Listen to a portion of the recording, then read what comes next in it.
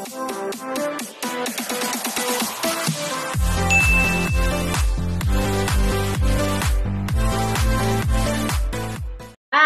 Welcome back sa aking channel. Babati muna ako sa inyo maupay nga aga yung tanan dyan sa backline. Maaga pa, mga 7:30 lang. Maaga ako nag-YouTube kasi aalis ako. Ito pala ang aming almusal. Ito guys, kasaba cake. Tsaka yung tawag nito, mamon. Tsaka chicharon. Ayan, tatlo po to. Tatlo tong kasaba kaso nasa taas yung isa. Ito yung mga binili. Ayan Pampangas Best. Ayan, bumili kami. Ayan guys, ang sarap. Yummy, yummy, yummy yan. Alam mo, niluto ng Katkat yung isa, yung yung tapa. Ang sarap niya, medyo maanghang, spicy. Ito guys, ang sarap. Yan. Diba pag mga gawa ng Pampanga, masarap. Hindi masyadong maalat, matamis. Ayan. Ito, longganisa. Ayan, ito hotdog, ham. Itong pinakamasarap. Ayan, kasaba ko. Hindi masyadong matamis. Saka yung chicharon nila, yummy. Ayan, kinain na nga ng mga bata yung isa.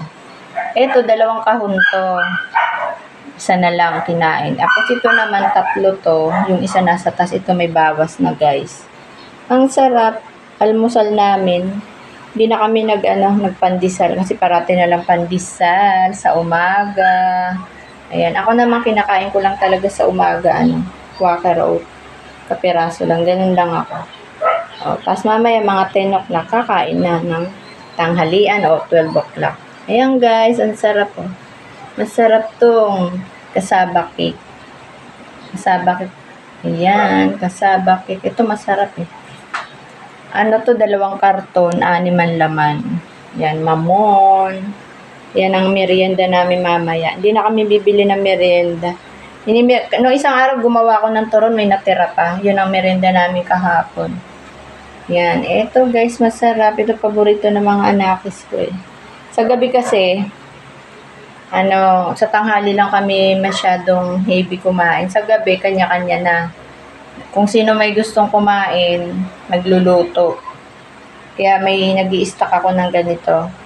Minsan, iba-iba si Tommy. Minsan, gabi na kumakain. Si Gmar, tsaka si Katkat. Si Katkat kasi nagre-review yun. Minsan, alas 12 na siya kumakain. Kaya kailangan may mga pagkain dyan. Basta may kanin lang. Sila na nagluluto ng pagkain nila. Hindi na ako kasi may alaga ang lola mo. Pinapalaki pa yung alaga. Alam mo naman, baby pa siya. Baby pa siya, pinapalaki pa. Ayan. Etong pagkain namin, binili namin sa Pampangas Best. Talaga to napakasarap guys. Ayan galing nila gumawa. Yan.